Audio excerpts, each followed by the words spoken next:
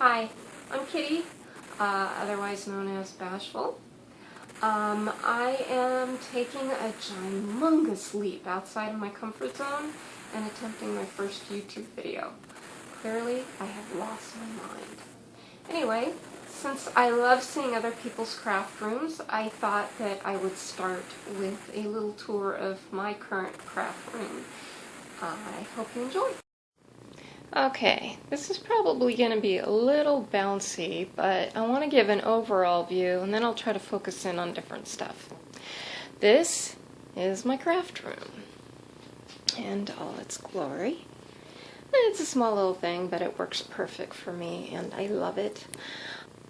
This is my desk. That's where I do most of my coloring. There's storage on top. On the very top, I've got some cards that I've received from friends and some teddy bears. Okay, let's start with my desk. I've got a tool caddy for embellishments, my Brother P-Touch label maker. I've got this really awesome holder that my husband made for me that I keep all of my pencils, Prismacolor pencils in. Let's see, a couple of doodads, got a little holder for all of my most used tools. That's my Martha Stewart scoreboard and my envelope punch board that I use all the time. Above the desk I have a beautiful picture that my friend Robin painted for me. Got a few little various Disney knickknacks because I love Disney. There's my pin collection.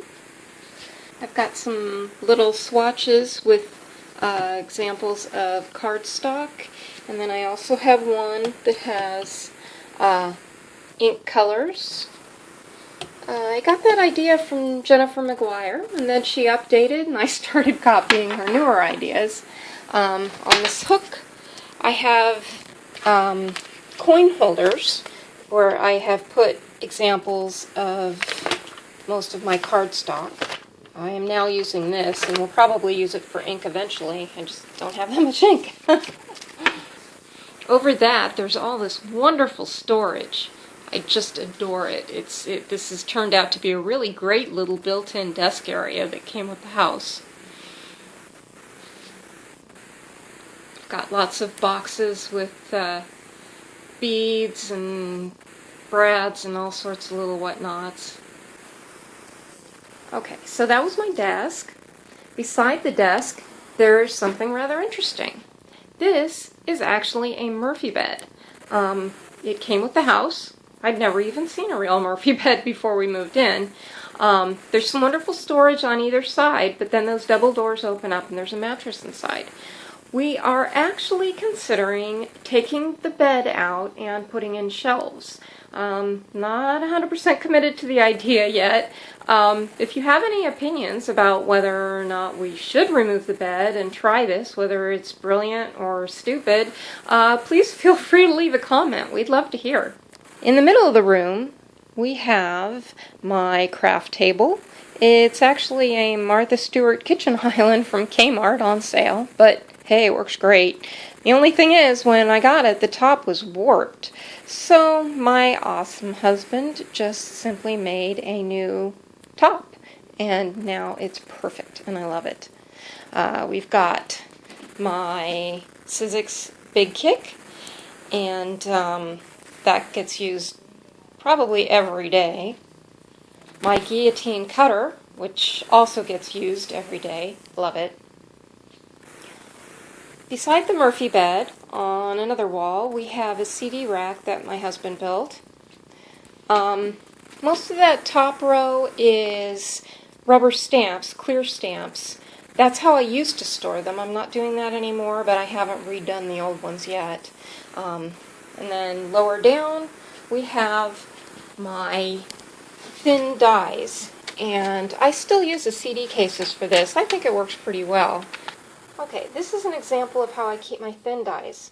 It works pretty well. I just put pieces of magnet inside the CD case. I just adhere them in there, and then that holds the dies in place. Those are actually cheap magnetic vent covers. They're not the strongest magnets, but it's really inexpensive, and I make it go a long way by just using strips where I need it. So it's a good, inexpensive way to store the dies. I use the bottom of that CD rack to hold some of my larger punches and border punches. Beside the CD rack, I have an old entertainment system that I use for more storage. On top of that, I have some mice from Cinderella and a couple of champagne flutes that my husband and I received when we ate inside the castle at Disney World. That's a box where I keep my stickles and enamel accents. I've got some Prima flowers below that. This is an old Pepsi crate, and that's where I keep most of my inks.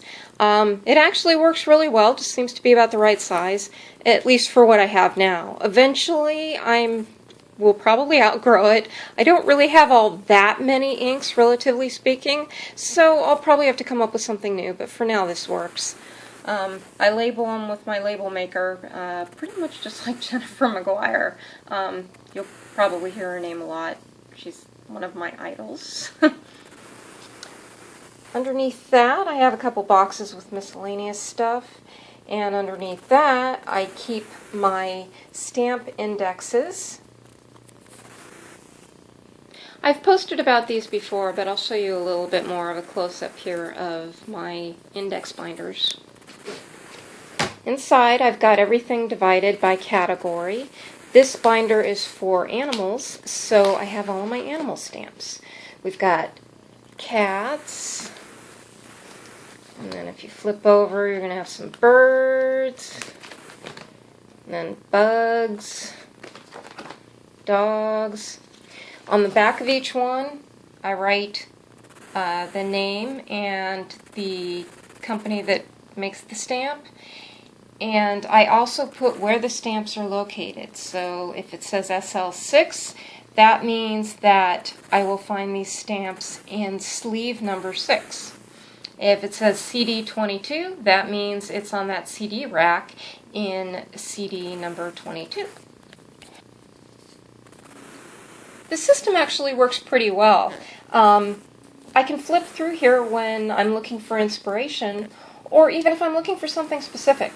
Like, say I knew I had a flying pig somewhere, so I come in here and I look for my pigs, I find what I want, and I go back here and I find, in this case, that's actually a digistamp, so it's going to be in my computer.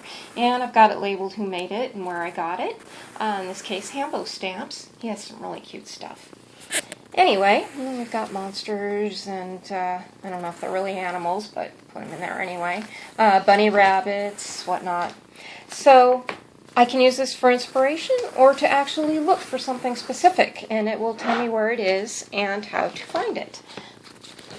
Okay, underneath those binders in the cabinet, that's where I keep all of my scrapbooks, and a few other miscellaneous items are in there. I used to be a scrapbooker. I don't do that so much anymore. I still love it. It's just that I'm more dedicated to card making now. But I thought I'd give a little tip. It's sometimes hard to store your 12 by 12 scrapbooks because they're so big, and normal shelf units they're not deep enough. This works out perfectly because it's actually designed for keeping old record albums down there. And I'm sure I'm dating myself here. But if you can find something that's designed for record albums, odds are it's going to fit your scrapbooks pretty well. So, just a tip. Beside the entertainment system, we have the window with a palm tree, because what's the point in living in Florida if you don't have a palm tree in your front yard? So, pretty cool.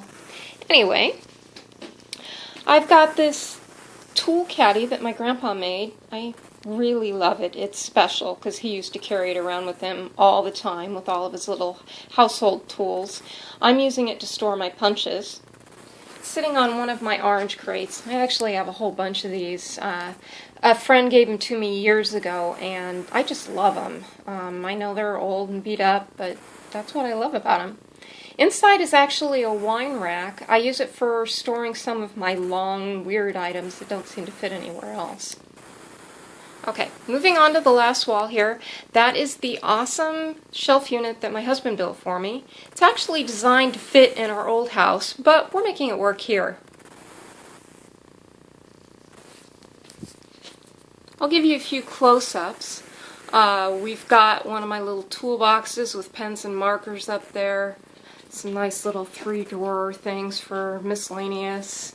Another basket. I've got lots of baskets. I love baskets. These baskets I've made little labels for so you can see exactly what I keep inside. So I've got a bunch of those all labeled. Moving down the middle, below the baskets I have another tool caddy with my heat embossing tools.